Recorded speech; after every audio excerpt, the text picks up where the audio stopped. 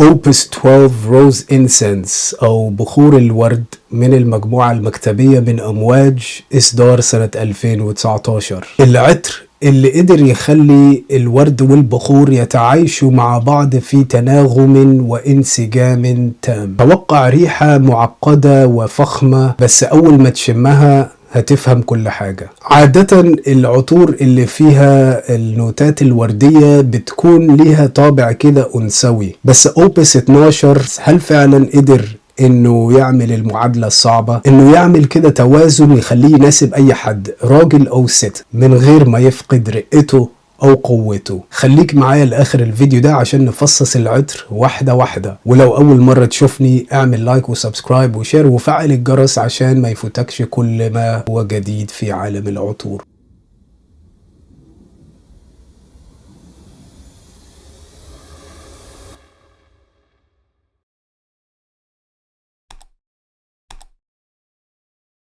السلام عليكم. النهاردة هنتكلم عن عطر بخور الورد او روز انسنس اوبس 12 من المجموعة المكتبية اللي هو بتصميم برونو يوفانوفيتش، وده واحد من العطارين اللي بيعرفوا يخلطوا بين الفن والرقي في ازازة واحدة. على ما اتذكر اول واخر عطر عمله لدار امواج، وهو عمل كذا عطر معروف لدار فريدريك ماو ودور عطور نيش تانية اخرى. فالعطر ده النسخة اللي عندي زي ما انتم شايفين الازازة القديمة، في ازازة جديدة قريبة من ازازة الاوبس 14 التبغ الملكي رويال توباكو، اللي هي الازازة اللي زي دي.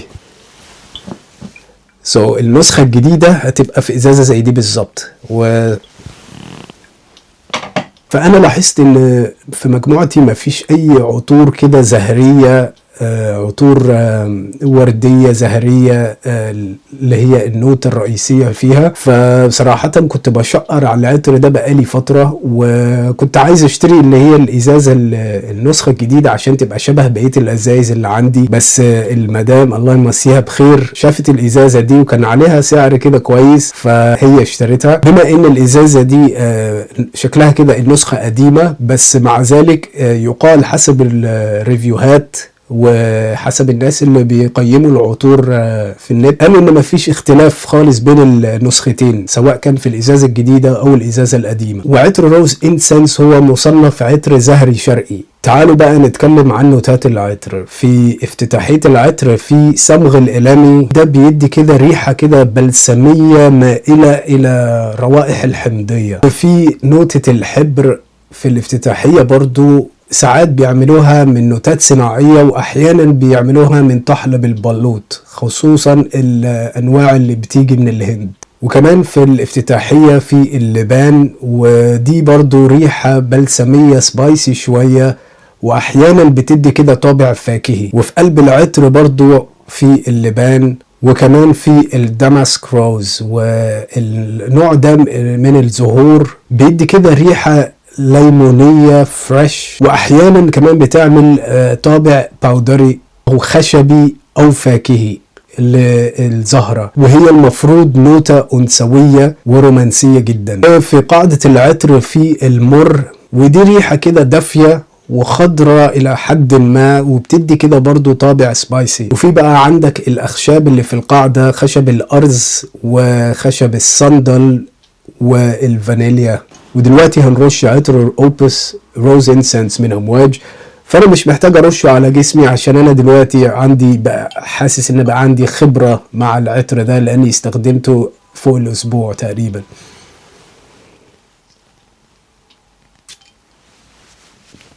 فاول حاجة حسيت بيها اللي هي ريحة البخور مضيئة ودافية وما بتخنقش خالص، وفي كده لمسة بلسمية بتدي احساس مريح وغامض في نفس الوقت. والنوتة الحبرية مش عارف، هي يمكن بتدي للبخور الطابع الدخاني، عشان زي ما قلت لكم احيانا بيستخدموا الاخشاب عشان يعملوا او طحلب البلوط عشان يعملوا النوتة الحبرية دي. فهي دي يمكن النوتة اللي بتدي الاحساس اللي هو الدخاني، بس هي ريحة طبية شوية الى حد ما، بس بتختفي بسرعة. وبعدها كده على طول بيجي صمغ الإليمي وبيجي ياخد دوره، وبيدي العطر الزهور اللي في العطر طابع كده ليموني حامض كده، بس عامل بصراحة من أحلى أنواع العطور الزهرية اللي أنا شمتها. كان دايما ليها كده طابع حمضي معاه، فده اللي أنا بحبه بصراحة، وده اللي بيدي بقى للعطر الانتعاش بتاعه من غير ما يسيطر على بقية النوتات الافتتاحية في العطر. توازن يعني رائع. ويا سلام على ريحة الورد اللي في العطر ده. والعطر ده بلا منازع البخور اللي فيه مش قوي، بس البطل الحقيقي في المشهد في الأول وفي الآخر هو الورد. يعني ريحته كده فيها حلاوة بسيطة ونغمة خفيفة من المرارة، بس مزيج زهور غني جدا، وبيدي للعطر طابع رومانسي وناعم، بس مع ذلك محافظ على الهيبة، ومفيش نغمة بتغلب على التانية، وكله داخل في بعض في انسجام غريب مش هتعرف تحدد فين البداية وفين النهاية في العطر ده. وزي ما كاتبين في النوتات، اغلب الناس صوتت ان في نوتة جلدية، بس انا مش حاسس بيها خالص. يمكن تكون نوتة خفيفة جدا، يعني هي مش نوتة جلدية قوية، بس انا مش شاممها خالص. وبعد كام ساعة المر بيكمل الصورة للاخر، بيحافظ كده على الهالة الدافية البلسمية للعطر ده، والورد لسه هيكون واضح.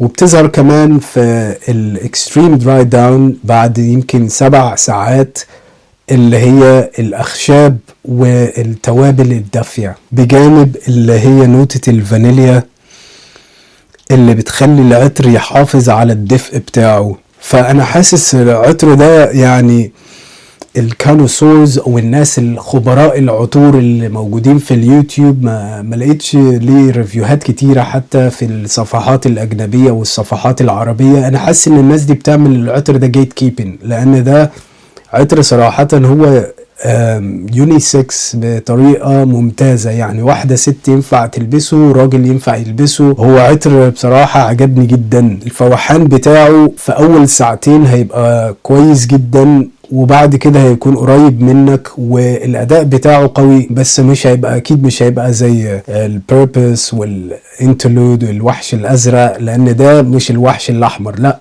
ده عطر مثلا لو راجل هيلبسه هقول عليه عطر مناسبات. بس مع ذلك الثبات بتاعه انا سعيد جدا فيه، يعني 7 ل9 ساعات محترمين. وبعد 7 ساعات كده زي ما قلت لكم النوتات بقى الخشبية مع الفانيليا هي اللي بتظهر، والورد بيكون خف ساعتها. ومن احلى السنترالز اللي العطر ده بيسيبه، يا خبر ابيض.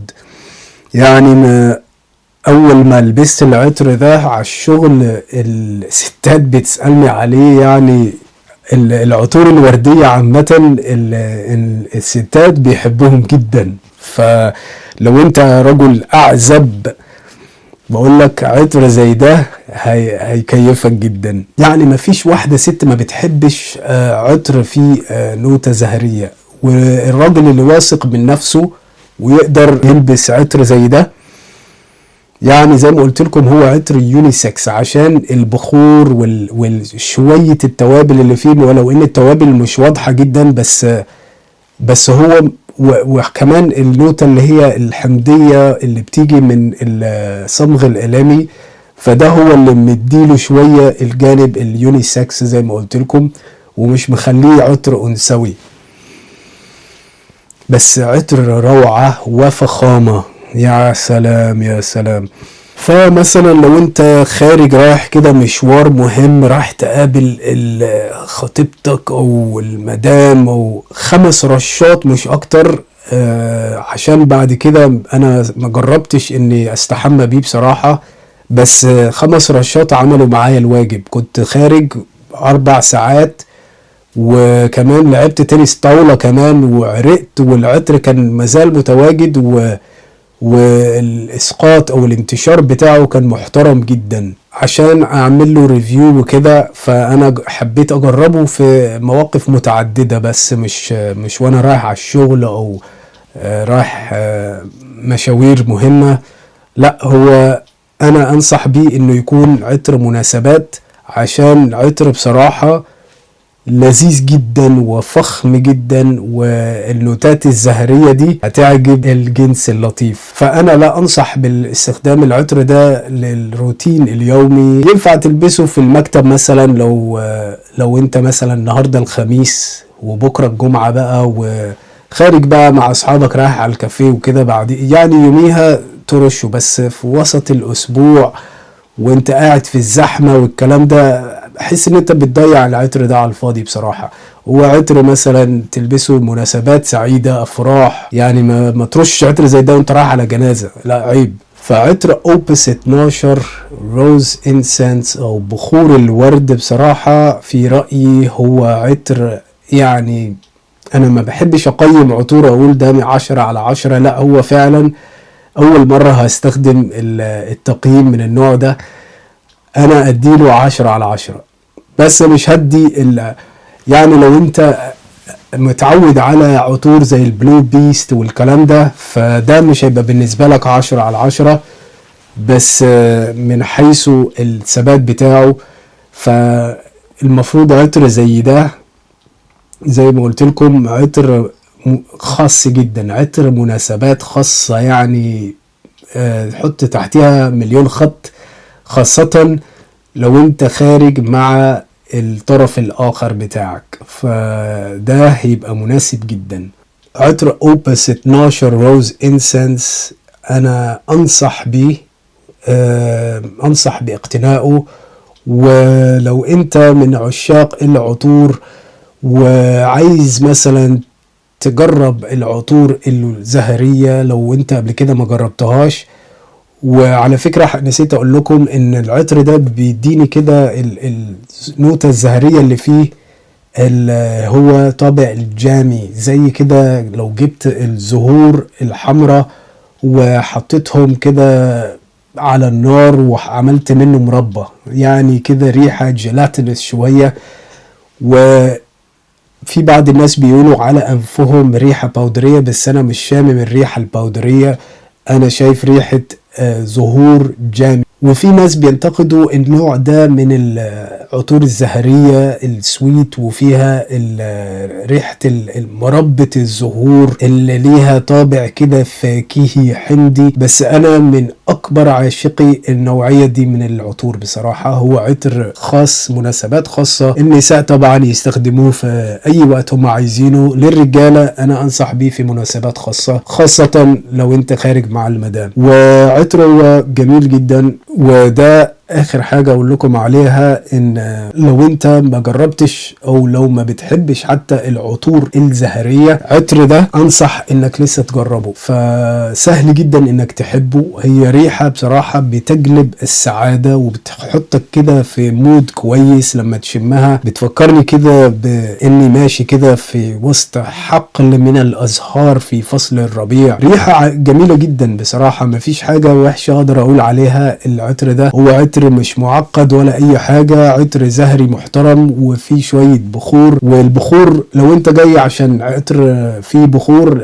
لا مش ده العطر اللي انت بتدور عليه. لو عايز عطر فيه بخور كتير مش ده عطر البطل بتاعه هو النوتة الزهرية. وانصح بالتجربة قبل الشراء. اتحدى اي حد يقول لي ما بحبش العطور الزهرية ويجرب العطر ده وما يشتريهوش. وده كان تقييمي لعطر اوبس 12 روز انسنس من امواج. هل بتحبوا العطور الزهرية؟ وانهي اكتر عطر زهري بتفضلوه؟ اكتبوا لي رأيكم في التعليقات. لو اول مرة تشوفوني اعمل لايك وسبسكرايب وشير وفعل الجرس عشان ما يفوتكش كل ما هو جديد في عالم العطور. والسلام عليكم ورحمة الله وبركاته.